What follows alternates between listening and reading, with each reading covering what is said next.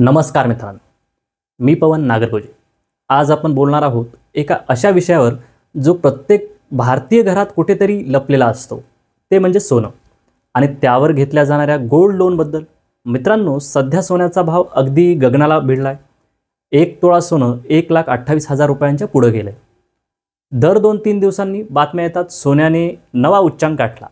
लोक म्हणतात आता कमी होईल, पण होत काय नाही, सोनं पुन्हा वाढतं।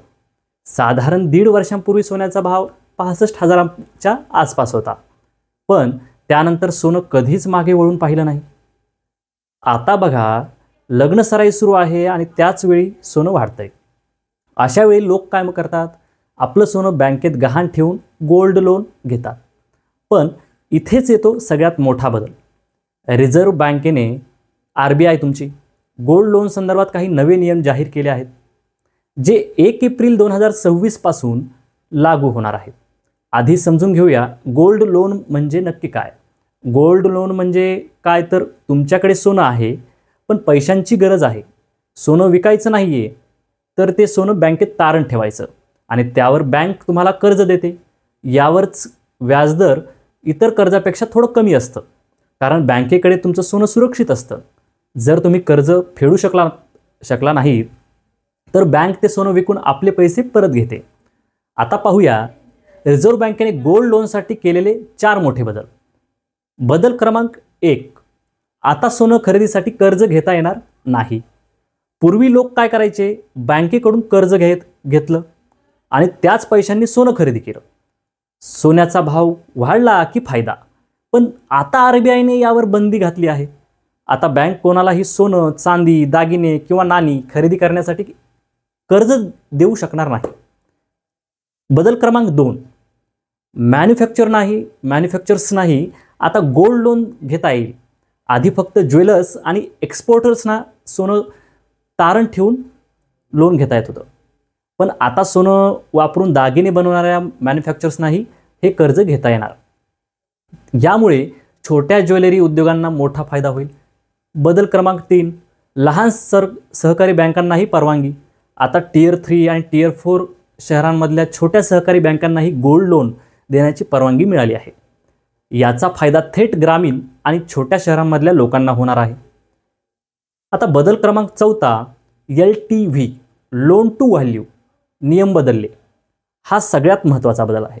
नीट लक्ष देऊन कान देऊन ऐका। समजा तुमच्याकडे 5 लाख रुपयांचं सोनं आहे, तर बँक तुम्हाला पूर्ण 5 लाखांचं कर्ज देणार नाही।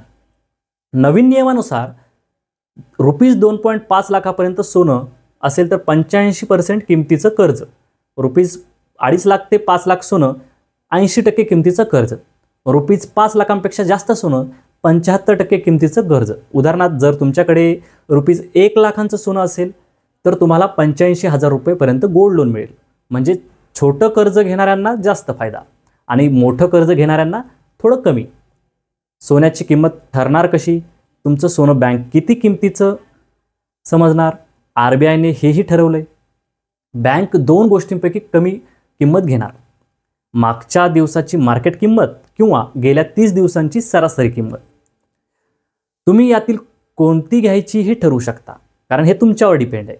आणि लक्षात ठेवा, दागिन्यांच्या मेकिंग चार्जेस यात धरले जाणार नाहीत। दागिन्यांचे जे पण मेकिंग चार्जेस असतात ते धरले जाणार नाहीत। म्हणजे 5 लाखांचं दागिना आहे पण त्यात 50,000 मेकिंग चार्ज असेल तर सोन्याची किंमत फक्त 4.5 लाख मोजली जाईल। सोनं परत मिळण्याचे आणि ऑक्शनचे नवे नियम। समजा तुम्ही कर्ज फेडलं नाही तर बँक तुमचं सोनं ऑक्शन म्हणजेच लिलावात विकू शकतं, पण RBIने यासाठीही काही नियम केले आहेत। रिझर्व्ह प्राईस 90% पेक्षा कमी नसेल, म्हणजे 5 लाखांचं सोनं असेल तर 4.5 लाखांपेक्षा कमी भावात विकता येणार नाही। जर 2 वेळा लिलाव फेल केला तर ही किंमत 85% पर्यंत कमी करता येईल। ऑक्शनपूर्वी बँकेने ग्राहकाला नोटीस द्यावी लागेल। जर सोनं जास्त भावात विकलं तर जास्तीचा पैसा बँकेने ग्राहकाला परत द्यावा लागेल। यासाठी बँकेला 7 दिवसांचा कालावधी असेल। सोनं परत देण्यात उशीर झाला तर दंड। जर तुम्ही कर्ज फेडलं आणि बँकेला ते पैसे परत दिले तर बँकेने तुमचं सोनं 7 दिवसांत परत द्यायलाच हवं। उशीर झाला तर बँकेला तुम्हाला दररोज ₹5,000 पेनल्टी द्यावी लागेल. हा नियम सामान्य लोकांच्या हितासाठी आहे. आणखी काही महत्त्वाचे नियम. बँकांना आता ग्राहकाला सर्व अटी, व्याजदर, गोल्ड व्हॅल्यू हे सगळं ग्राहकांच्या पसंतीच्या भाषेत समजावून सांगावं लागेल. जर ग्राहक निरक्षर असेल तर हे सगळं स्वतंत्र साक्षीदारासमोर सांगावं लागेल. एकूणच पाहिलं तर RBIचे हे नवे नियम सोनं तारण ठेवणाऱ्या लोकांसाठी खूप फायदेशीर आहेत. आता प्रक्रिया अधिक पारदर्शक होणार, छोट्या कर्जदारांना फायदा होणार आणि ग्राहकांचं संरक्षण अधिक मजबूत होणार. शेवटचा मेसेज म्हणजे तर मंडळी, तुम्हाला काय वाटतं या नव्या नियमांबद्दल? हे नियम योग्य आहेत का, की आणखी काही बदल हवेत?